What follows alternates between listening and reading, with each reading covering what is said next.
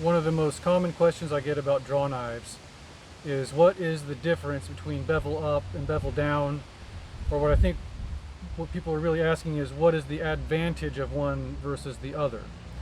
And so there is a functional difference. Put these down right here. It's very difficult to tell just by looking at them. They look very similar. What we have here are 3 vintage draw knives, all with original handles. Bevel up, bevel down, bevel up or down. And I found this out by trying them. Every draw knife I restore or build, I try it both ways to find out which way it works best. About maybe 1 out of 10, 1 out of 12 vintage draw knives will be equally ergonomic, will work just as good bevel up or down. So always try that. So what is that functional difference? If we're talking about green woodworking kind of traditional usage here, you're going to take something rough, irregular, possibly split like this oak, and you're going to put some kind of shape to it, right? Here's a hatchet handle that I roughed out of ash with a draw knife, and here is I would call this a turning blank that I roughed out of oak. And I did these both entirely with the draw knife. This one I used a bevel up.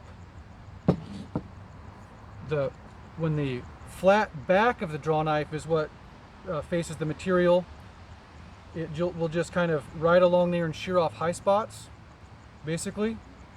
And when the bevel, which is this bit of bright metal here that we see, when the bevel is what faces the material, it's good to get into hollows and curves, and so that's much better for creating contours.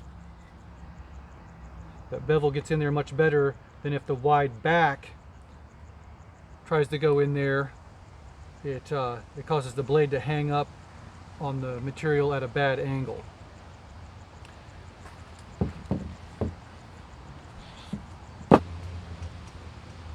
To illustrate that a little bit better, hopefully, what's going on here, kind of if we look at this crude schematic, imagine we're zoomed in at the side profile looking at the cross section of the blade.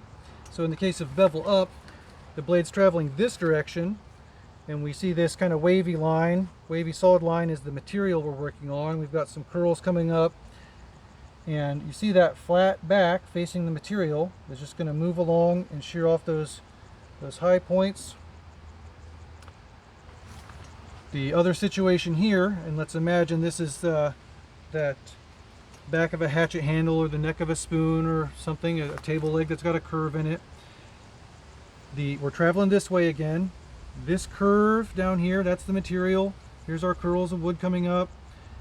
And this corner right here fits into that curve a lot better than the wide flat back would, and it gives you a functional angle of attack as you travel through there.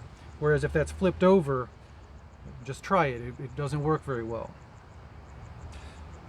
If all you have is one or the other, you can still get plenty of good work done, but that is essentially the difference. And certainly if you use draw knives a lot, depending on the kind of work you do, you might want to try to get one and or the other to do specific tasks.